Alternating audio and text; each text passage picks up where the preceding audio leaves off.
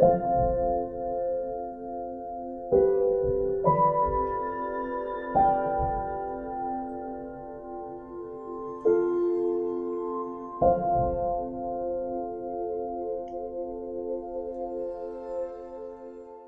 name is Marilyn Braveman.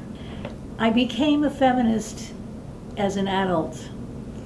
There was no such thing when I was a kid.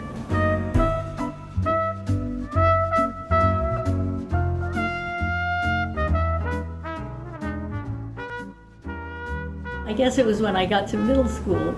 I come from a very musical family, and we all took piano lessons. I wasn't very good at it, but I loved music. But my ambition was to be in a marching band.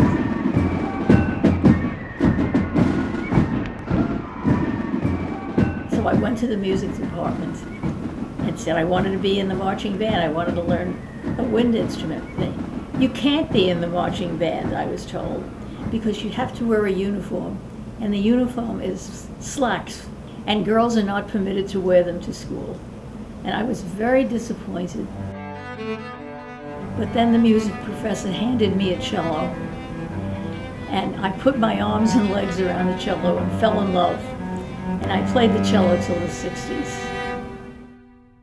I remember in high school, I belonged to a group called Youth Builders, which is just what it sounded like. And we would do announcements. They gave me a microphone to rehearse, and I was so excited. I loved having a microphone. And then I was told that I could not make the announcement, and that was because I was a girl.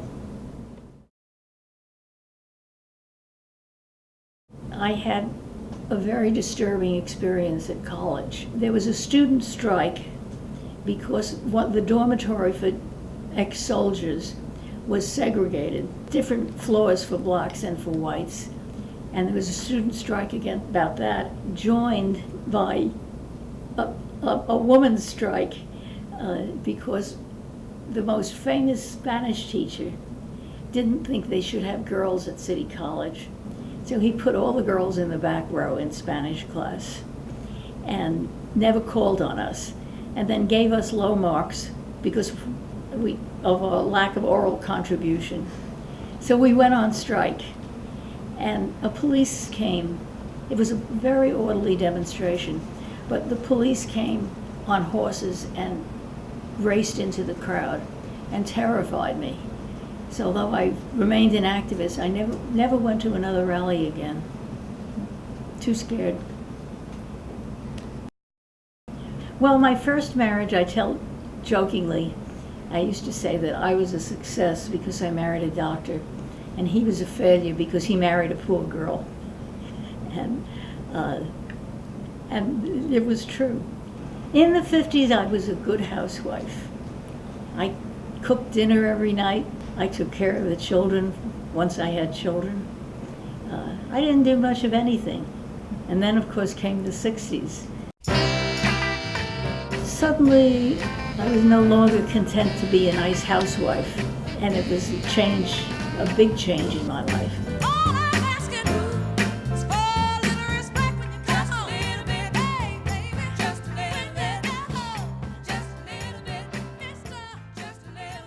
Parkway Village was an international community that was built for the United Nations personnel after the Second World War. It was something that changed my life forever, because it wasn't just that there was so much diversity and different cultures. It was that I was for the first time among women that didn't care what brand of detergent they used. And we talked about world events. And the other big thing was that, I don't know if you've heard of a book called The Feminine Mystique, but this was written by Betty Friedan when she was a resident of Parkway Village. Once we started hearing about the book and talking about it, I think it changed the lives of almost all of the women in Parkway Village. I became very active. I went to work at the American Jewish Committee, which was then a national organization that had social justice as its agenda in the fields of education, which I did, affirmative action, women's issues, housing, the whole gamut. I got the award as Woman of Valor from the Jewish Fund for Justice. And the real fun thing about it is that Ruth Messenger, who was then the borough president, made a proclamation and called the day of the award Marilyn Braveman Day.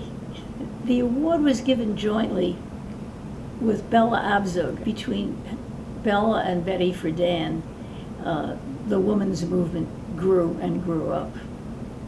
And that's where I met my second husband, because he was on my board. And it was a very dynamic relationship. My second marriage was a marriage of equals in every way, and I would want to tell young women to settle for nothing less. I like doing this, and I like telling my story because I hope that it helps young women who may not really be feminists to see that it's okay to stop wearing pink and princess dresses. When I see the little girls in my building behaving the way I did as a little girl, I don't like it. Feminism to me is freedom.